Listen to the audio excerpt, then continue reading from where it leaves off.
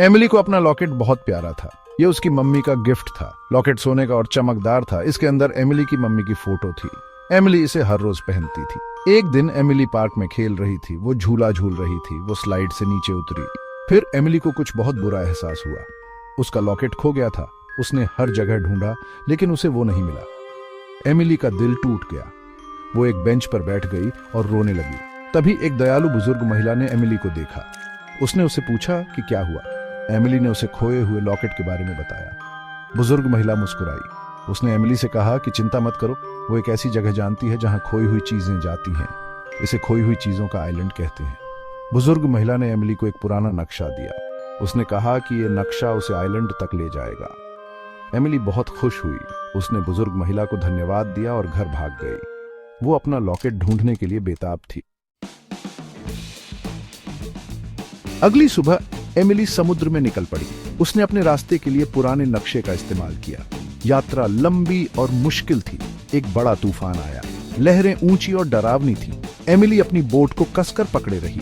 अचानक एमिली ने कुछ अजीब देखा। एक विशाल समुद्री घोड़ा उसकी बोट के पास तैर रहा था। उसके चमकीले शल्क और लंबी नाक थी। समुद्री घोड़े ने एमिली को प्यार से देखा। ऐसा लग रहा था जैसे वो मदद करना चाहता है। एमिली ने समुद्री घोड़े के पंख को पकड़ लिया। समुद्री घोड़े ने उसकी बोट को तूफान से बाहर निकाला। जल्द ही तूफान थम गया। सूरज निकल आया। एमिली ने दूर एक आइलैंड देखा।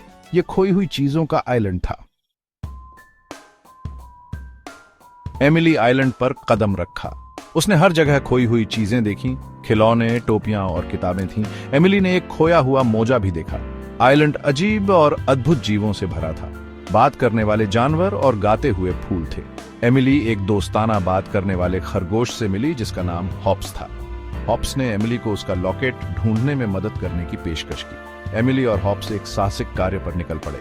उन्होंने सुराग का पालन किया और पहेलियों को सुलझाया। वे अन्य खोई हुई चीजों से मिले जिन्हें उनकी मदद की जरूरत थी। एमिली ने एक खोए हुए टेडी बियर को घर का रास्ता खोजने में मदद की।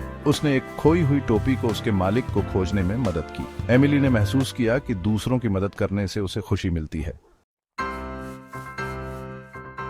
अंत में एमिली और हॉप्स को एक सुराग मिला जिसने उन्हें एक गुफा तक पहुंचाया। गुफा के अंदर एमिली ने कुछ चमकता हुआ देखा। यह उसका लॉकेट था। वो इसे वापस पाकर बहुत खुश थी। जैसे ही उसने लॉकेट उठाया, एमिली ने एक आवाज सुनी। ये एक कोमल और दयालु आवाज थी। आवाज ने उसे आइलैंड का रहस्य बताया।